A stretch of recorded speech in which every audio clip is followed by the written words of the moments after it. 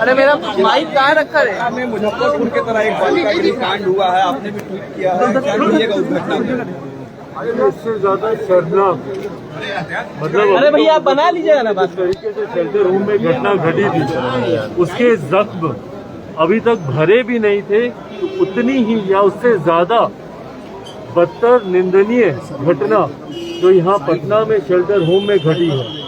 ठीक मुख्यमंत्री, राज्य सरकार, शासन प्रशासन की नाक के नीचे और जिस तरीके से बच्चियां बाहर आकर खुलकर उनके साथ जो यातनाएं, जो प्रताड़नाएं जो उनके साथ हुई उनके बारे में जिस तरीके से कह रही है, दुख मुझे बार बार इस बात का होता है कि मुख्यमंत्री नीतीश कुमार एक शब्द ऐसी घटना के बारे में बोलना जरूरी नहीं समझते। एक बार वो जरूरी नहीं समझते कि वो आए जाएं मिले इन लोगों से और उनके ठीक नाक के नीचे इस तरीके की घटना को अंजाम दिया जा रहा था। मैं बार बार इस बात को कहता हूँ, क्या संभव है कि भैया शासन प्रशासन को इस बात की जानकारी नहीं हो? बच्चियां बता रही हैं कि कितने महीनों से और संभवतः कितने सालों से, ये तो वो हैं जो कि बाहर बचकर आई हैं, जो अपनी बातों को बता सकती हैं, पर संभवतः कितने सालों से। और बल्कि इसमें तो मैं भारतीय जनता पार्टी से भी आग्रह करूंगा, भैया ये आप लोगों का मोटो है, आप लोग बोलते हैं बेटी पढ़ाओ बेटी बचाओ, और यहाँ बिहार में आप ही के साथ सत्ता में जो लोग हैं उन्हीं के शासन प्रशासन सत्ता तंत्र के नीचे उनकी नाक तक इस तरीके से घटना को अंजाम दिया जा रहा है, जिसकी जितनी निंदा की जाए भाई शब्द नहीं है अब इन चीजों की निंदा करने की।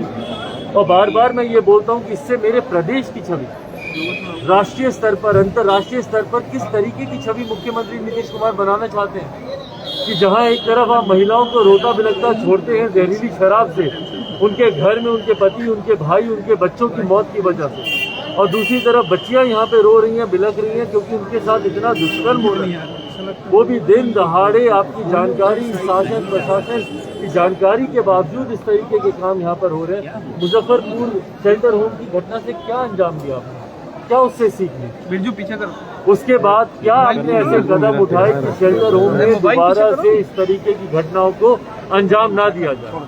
जहरीली शराब के बाद भी मुख्यमंत्री हर एक जगह खामोश रहते हैं, उनके गृह जिला तक में कांड हो गया, पर उसके बाद भी मुख्यमंत्री ने कोई ऐसा कदम उठाना जरूरी नहीं समझा कि भैया उसके बाद दोबारा ऐसी किसी घटना की पुनरावृत्ति ना हो।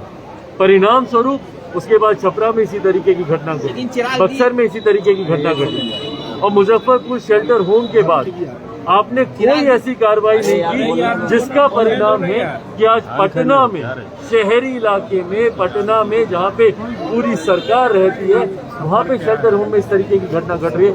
इसीलिए हम लोग बार बार आग्रह कर रहे हैं, और मैं पुनः इस घटना के बाद मैं पुनः माननीय राज्यपाल जी से मैं आग्रह करूंगा, इससे ज्यादा घृणित घटना और कोई नहीं हो सकती। जरूरी है कि बिहार में राष्ट्रपति शासन महामहिम राज्यपाल लागू करवाएं, उसकी सिफारिश केंद्र सरकार को भेजें।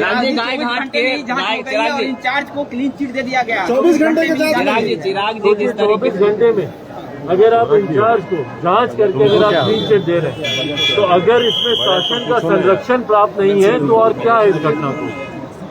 जो वहाँ पर इंचार्ज है, आपने उसके अगर रहते हुए अगर इस तरीके की घटना को अंजाम मिल रहा है, तो आप बताइए ना कौन, हम लोग जिम्मेदार हैं, कौन जिम्मेदार है? जिम्मेदारी आप तय करेंगे कि नहीं करेंगे, या इस सरकार में जिम्मेदारी तय करने का रिवाज खत्म हो गया? बिहार में इसीलिए बार बार कोई भी आप घटना देख लीजिए, बिहार में कन्विक्शन रेट मात्र 7% है। ये उस घटना का उदाहरण है। बड़ी से बड़ी घटना बिहार में हो जाती है, पर किसी दोषी के ऊपर कोई कार्रवाई नहीं होती। बार बार जब मैं घटना का जिक्र करता हूँ, पटना एयरपोर्ट पर हम लोग मौजूद है, रुपेश यहीं के थे, यहीं पे काम करते थे, बताइए ना क्या हुआ? उनको दिन दहाड़े उनको गोली मार दी गई, उनकी हत्या कर दी गई, कोई पकड़ा, किसी के ऊपर गिरफ्तारी हुई, कोई जेल गया? कितनी जहरीली शराब से लोग मरे, कोई आज तक जेल गया? और यहाँ पर भी पटना में शेल्टर होम में आप देखिएगा, इसी तरीके से एक के बाद एक क्लीन चिट दे दी जाएगी, किसी के ऊपर कोई कार्रवाई होगी नहीं, अपराधियों के मन में कोई डर भय बैठेगा नहीं, और भगवान ना करे, पर दुख के साथ मुझे कहना पड़ रहा है कि 2 हफ्ते 10 दिन के बाद आप देखेंगे कि किसी दूसरे जिले में इसी तरीके से शेल्टर होम की घटना सामने आ रही है।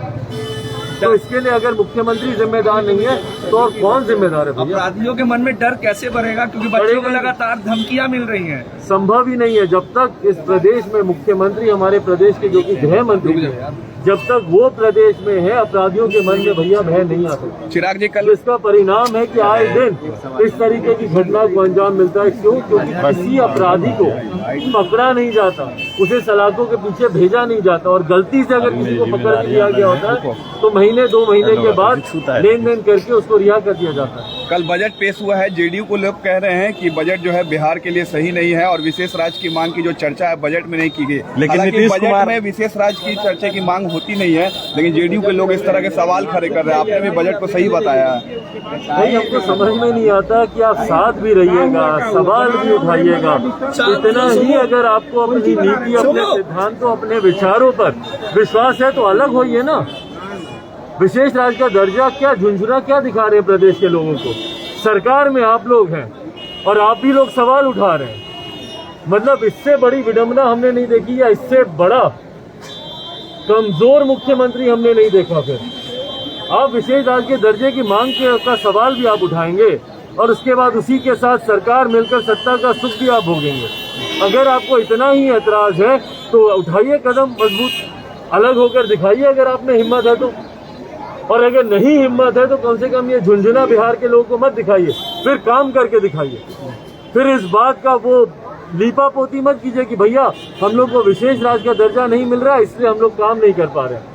भाई गठबंधन के आपके साथी हैं भारतीय जनता पार्टी, जाइए जाकर बात कीजिए। भारतीय जनता पार्टी 200 बार स्पष्ट कर चुकी है कि विशेष राज्य का दर्जा वो नहीं देने वाली है। उन्होंने प्रावधानों का हवाला उन्होंने दिया, नीति आयोग का हवाला उन्होंने दिया है। उसके बाद क्या बार बार विशेष राज्य का दर्जा, विशेष राज्य का दर्जा? भाई हम लोग भी मांग करते हैं कि विशेष राज्य का दर्जा मिले, इसीलिए आज हम लोग आपकी सरकार से अलग है, क्योंकि हम लोग मानते हैं कि मौजूदा मुख्यमंत्री नीतीश कुमार इतने कमजोर हैं, उनमें ताकत नहीं है कि वो हमारे प्रदेश को विशेष राज्य का दर्जा दिला सके। तो इसीलिए बार बार इस बात का झुंझुना आप लोग मत दिखाइए, बजट का हवाला मत दीजिए। मतलब बजट आधे देश के लिए बहुत बढ़िया और बिहार के लिए बहुत बुरा। मतलब किस तरीके की बात करते हैं जनता दल यूनाइटेड के लोग, हमको समझ में नहीं आता कि आधे देश के लिए बजट बढ़िया हो जाएगा और आपके प्रदेश के लिए बजट खराब हो जाएगा। या तो बजट बोले कि खराब है, पर हिम्मत नहीं है। क्यों? क्योंकि आप गठबंधन में हैं। पर वहीं आपको अपने राज्य में, अपने प्रदेश के लोगों को, बिहार के लोगों को आपको झुंझुना भी देना है, तो आप बताएंगे कि नहीं भैया यहाँ पर विशेष राज्य का दर्जा नहीं मिला तो बिहार के लिए बजट ठीक नहीं है।